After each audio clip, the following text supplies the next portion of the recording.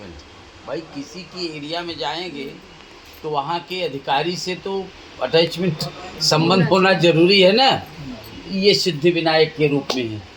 अब इसके बाद में ये महाकाली, महालक्ष्मी, महासरस्वती सहित 9 कोटि दुर्गा देवियाँ, जितनी भी देवियाँ हैं, जिनको जानते हैं अथवा नहीं जानते। अब इसके बाद में वहाँ पर आदित्यादि नवग्रहादि देवता भी बने हुए। वो चौकी आदित्यादि नवग्रह देवता, चूँकि नवग्रहों की भूमिका हमारे आपके जीवन में भी होता है, हम जहाँ निवास करते हैं वहाँ की भी भूमिका होती है और सारी व्यवस्था होती है।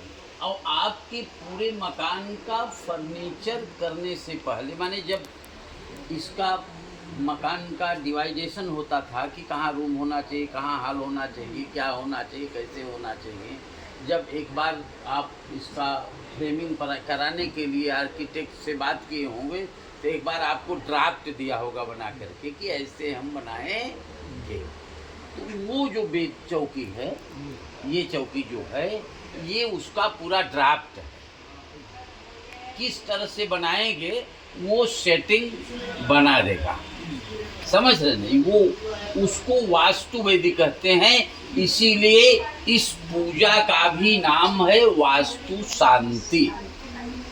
इसीलिए इस पूजा का भी नाम है वास्तु शांति। अब रही बात ये, जैसे आकाशात् पतितं तोयम यथा गच्छति सागरम सर्वदेवान् नमस्कारः केशवम प्रतिगच्छति। आकाश से जल गिरता है तो हमारे आपकी छत पर गिरता है ना। छत जब भर जाता है तो किसी छोटे नाली से बड़े नाले में जाता है। बड़ा नाला जब भर जाता है तो बड़ी नदी में, और बड़ी नदी जब भर जाती है तो समुंदर में। किसी भी देवताओं की हम आप पूजा करेंगे तो विष्णु भगवान के पास जाना ही जाना है। इसीलिए यह सर्वतोभद्र मंडल बना हुआ। अब इसी सर्वतोभद्र मंडल पर ही शंकर जी भी विद्यमान हैं। जैसे ब्रह्मा, विष्णु और महेश। ब्रह्मा को तो श्राप अकेले में नहीं करते हैं, जब हवन करने लगेंगे तब करेंगे ना।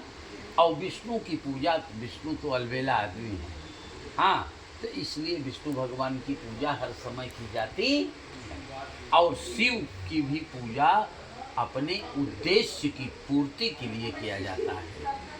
जैसे इसलिए ये शिव जी असंख्यात रुद्र के रूप में माने जाते हैं। अब आप लोग बोलेंगे ये शंकर जी, समझ गए, ये स्फटिकेश्वर हैं, स्फटिक के ये तो मुंड वाला इसको कहते हैं।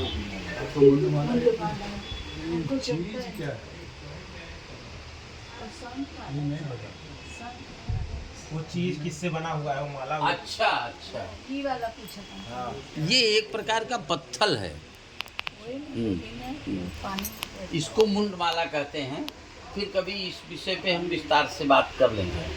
अब रही बात ये कि इतने देवताओं की पूजा कर रहे हैं, इसमें जैसे दरवाजे पर पितरों के लिए भी बात मैंने कहा, तो पितरों का भी स्मरण करना है।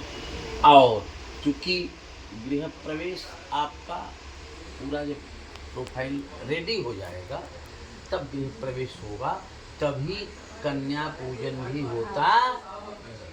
इसीलिए कन्या पूजन यहाँ नहीं किया गया है। बोलिए विष्णवे नमः।